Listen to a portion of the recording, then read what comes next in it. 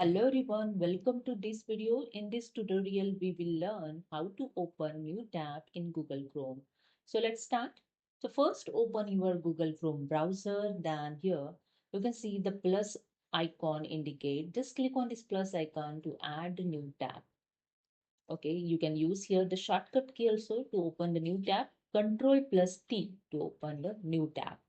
Okay, and the second way, simply right click on the current tab, and here the one option new tab to the right, just click on it, the new tab is added. And here if you search something, suppose I search here the today news. Okay, and when I click on this news, it's open in same tab, not in new tab. If you want to open in new tab, simply go back, and when you open this, simply right click on the mouse and click on the open link in new tab. And that's it. You can see your news is open in new tab. Okay. So hope you understood. If you like this, please subscribe. Thank you so much.